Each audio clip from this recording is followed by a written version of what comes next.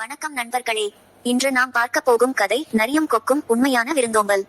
இந்த கதையில் ஒரு சிறிய தந்திரம், ஒரு முக்கியமான பாடம் மற்றும் உண்மையான நட்பின் அர்த்தம் மறைந்திருக்கிறது.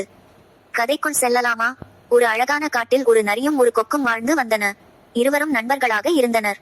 ஒரு நாள் நரி கொக்கிடம், நாளை என் வீட்டிற்கு விருந்துக்கு வா என்று அழைத்தது. கொக்கும் மகிழ்ச்சியுடன் அழைப்பை ஏற்றுக்கொண்டது. மறுநாள் கொக்கு நரியின் வீட்டிற்கு சென்றது.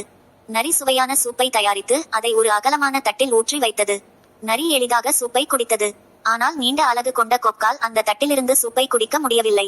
நரி அதை பார்த்து சிரித்தது. கொக்கு எதுவும் சொல்லாமல் அமைதியாக வீட்டிற்கு திரும்பியது. சில நாட்கள் கழித்து கொக்கு நரியை தனது வீட்டிற்கு விருந்துக்கு அழைத்தது. நரியும் மகிழ்ச்சியுடன் சென்றது. கொக்கு இனிப்பான பழச்சாறை தயாரித்து அதை நீளமான கழுத்து கொண்ட குடுவையில் ஊற்றி வைத்தது. கொக்கு தனது நீண்ட அலகால் எளிதாக பழச்சாறை குடித்தது. ஆனால் நரியால் குடுவைக்குள் வாயை வைக்க முடியவில்லை. அப்போது நரி தனது தவறை உணர்ந்தது. நண்பா, அன்று நான் உன்னை கஷ்டப்படுத்தினேன். என்னை மன்னித்துவிடு என்று வருத்தத்துடன் கூறியது. கொக்கு சிரித்தபடி, நாம் பிறரை எப்படி நடத்துகிறோமோ அதே போல நம்மையும் மற்றவர்கள் நடத்துவார்கள் என்றது. நரி தனது தவறை புரிந்து கொண்டது. அதன் பிறகு நரியும் கொக்கும் ஒருவரை ஒருவர் மதித்து நல்ல நண்பர்களாக வாழ்ந்தனர். கதை நெறி: நாம் பிறரை மரியாதையுடனும் அன்புடனும் நடத்த வேண்டும். அப்போது நமக்கும் அதே மரியாதை கிடைக்கும்.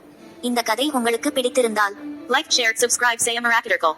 மேலும் இதுபோன்ற அழகான குழந்தைகள் கதைகளுக்கு சேனலை தொடர்ந்து பாருங்கள். Nanry. மீண்டும் ஒரு புதிய கதையில் சந்திப்போம்.